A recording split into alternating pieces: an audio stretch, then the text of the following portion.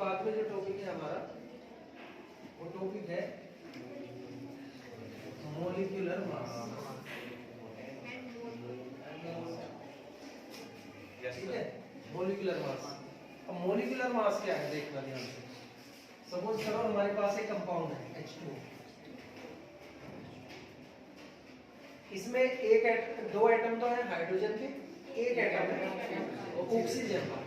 तो इनका जो एटम्स हैं उनका जो मास होगा उनका सम होगा, it is called atomic mass. यानी कि अगर मैं लिखूं the sum of the mass every atom, every and each atom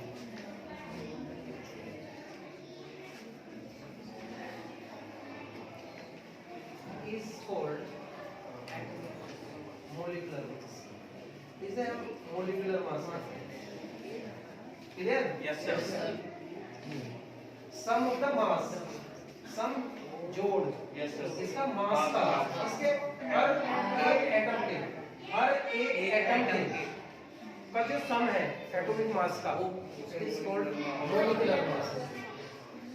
इसमें एक और चीज यहाँ पर हम ऐड कर सकते हैं, in a molecule, in a molecule of a compound, किसी भी कंपाउंड का मॉलिक्यूल है ना। Yes, sir.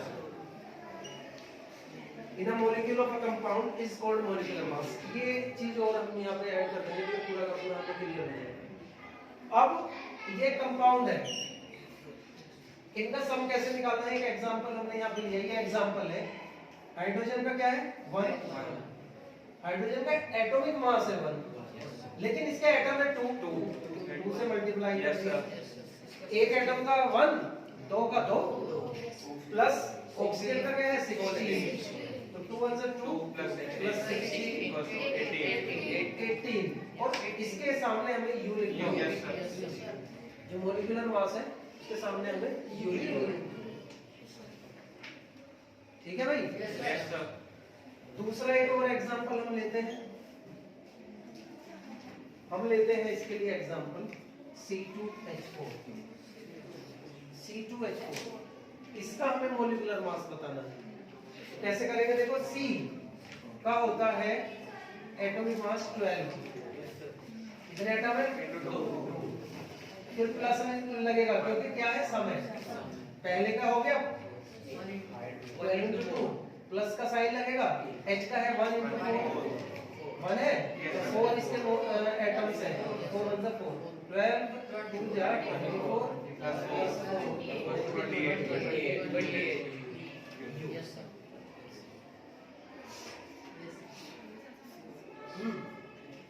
एक और लिखते हैं C2H5OH। C का 12 है, अभी हमने बताया आपको इससे पहले, into 2, फिर प्लस क्योंकि सम है इनका सभी का।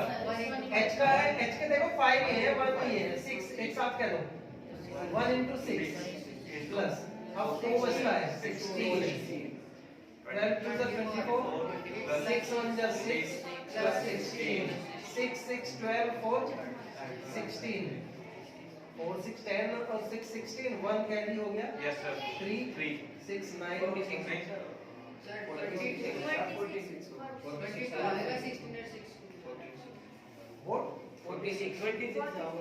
अच्छा टोटल 24 और 6 30। ठीक, इसे हमने दोबारा ऐड कर दिया। 46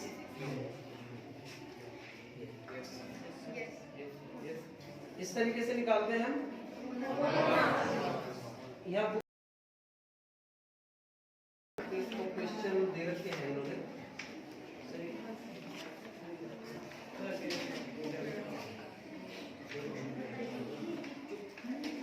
HNO3 दिया है एक। Yes, sir. HNO3 नहीं है, ये है CO2 है। एक और निकाल के दिखाते हैं हम, CO2। C का भी होता है 12 plus oxygen 16 into 2, 12 plus 16 to the 13, 44। इस तरीके से निकालिए। अगर किसी को कोई प्रॉब्लम है तो बताएगा, अदरवाइज हम दूसरा टॉपिक स्टार्ट करेंगे। क्लियर है? Yes sir. इतना इजी है जिसकी कोई हद नहीं है, बहुत इजी है ये सारा का सारा। दूसरा इसी तरीके का एक और टॉपिक है, उसके भी हम करते हैं, और बच्चे इसमें डिफरेंस जो है समझ नहीं पाते, दोनों को एक ही चीज समझ लेते हैं। पता क्या है वो? ये है फॉर्मूला यूनिट मास।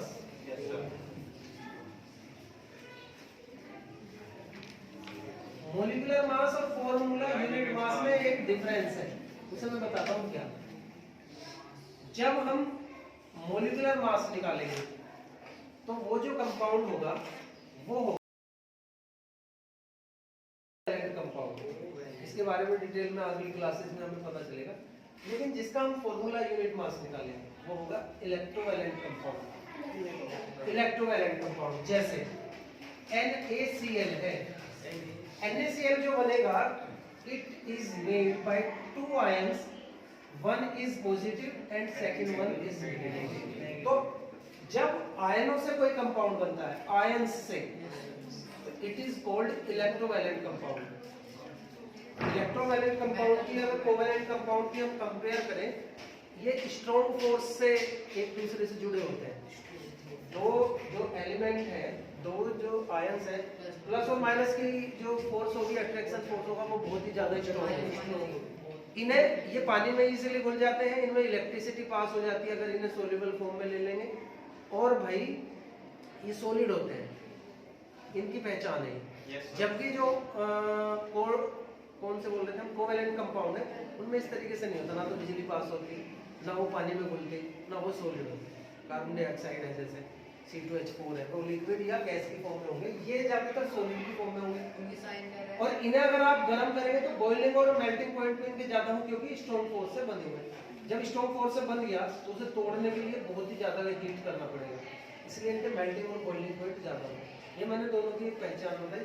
तो the sum of the atoms, समझना, the sum of the atomic mass of the element which are present in a electrovalent compound, वहाँ कंपाउंड लिखा था हमने, यहाँ इलेक्ट्रोवैलेंट कंपाउंड करना पड़ेगा, is called formula unit mass.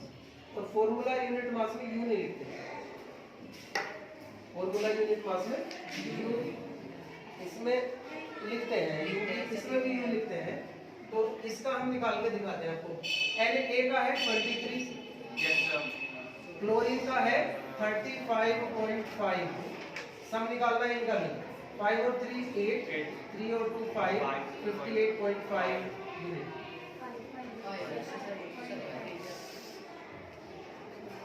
दूसरा एक और हम इसी में से ले लेते हैं, फॉर्मूला यूनिट मास K2CO3,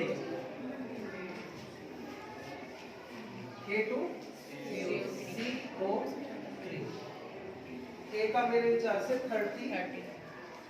38 या 39 है, 39 है वैसे, तो 39 into 2 प्लस कार्बन का 12 है, प्लस ऑक्सीजन का 16 into 2,